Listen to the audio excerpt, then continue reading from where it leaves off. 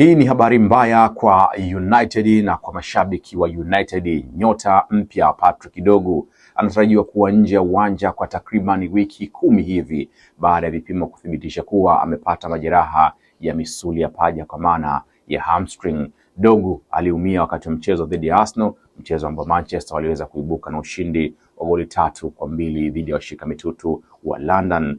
Baada ya tathmini ya kina ya kitabibu ya madaktari wa Manchester, wamethibitisha kuwa jeraha hilo linahitaji muda mrefu wa mapumziko ya kitabibu ili Dorgu aweze kupona kabisa. Kwa mujibu wa ratiba ilivyo ya United, kwa kukosa kwake wiki 10 kunamfanya Dorgu akose michezo 8 ijayo ya United, na anatarajiwa kurejea tena uwanjani baada ya karibu wiki hizo 10 za mapumziko, ambapo atarejea baada ya ile michezo ya kimataifa ya mwezi Machi ambako Manchester watakuwa wanarejea tena kucheza mchezo dhidi ya Leeds United. Itakuwa ni tarehe 11 ya mwezi Aprili tayari.